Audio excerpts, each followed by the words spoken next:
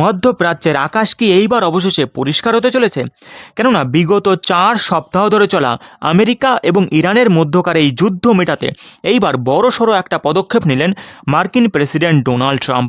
খবর পাওয়া যাচ্ছে যে ওয়াশিংটন ইরানের কাছে একটা 15 দফা শান্তি প্রস্তাব পাঠিয়েছে, যেখানে রয়েছে 1 মাসে যুদ্ধবিরতি থেকে শুরু করে ইরানের পরমাণু কর্মসূচির উপর কড়া বিধিনিষেধের কয়েকটা গুরুত্বপূর্ণ পয়েন্ট।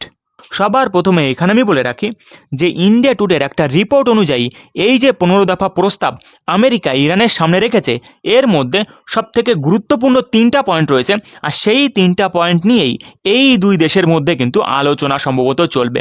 সবার প্রথম যে পয়েন্টটা সেটা হচ্ছে যে আমেরিকা এখানে বলেছে দুই দেশের মধ্যে যুদ্ধবিরতি নিয়ে আলোচনা শুরু করার জন্য এখানে 1 মাসের জন্য যুদ্ধ দুই পক্ষ থেকেই আপাতত বন্ধ করা হোক। অর্থাৎ না তো আমেরিকা হামলা করবে এবং ইরানের সেনাও এখানে হামলা করা বন্ধ করবে।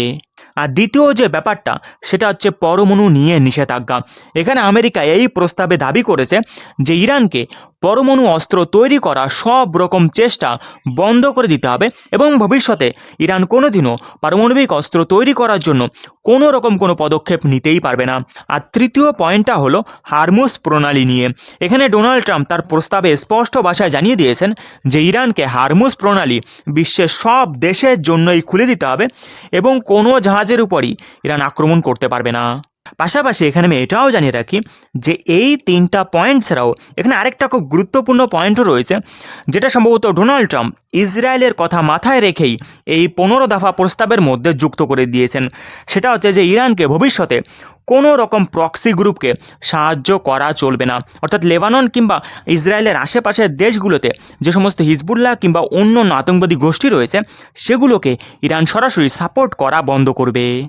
যাই হোক, এখানে আপনাদের অনেকেরই মনে একটা প্রশ্ন আসতে পারে যে যখন আমেরিকা এবং ইরানের মধ্যে ভয়াবহ সংঘাত চলছে তখন ঠিক কীভাবে এই দুটো দেশের মধ্যে এই 15 দফা চুক্তি নিয়ে কথাবার্তা চলছে। দেখুন, এখানে নিউ ইয়র্ক টাইমসের একটা রিপোর্টে বলা হয়েছে যে এই প্রস্তাবটি আসলে ইরানের কাছে পৌঁছে দিয়েছে পাকিস্তান। অর্থাৎ পাকিস্তানের সাহায্যেই ডোনাল্ড ট্রাম্প তার এই 15 দফা প্রস্তাবটা ইরানের নেতাদের সামনে রেখেছেন।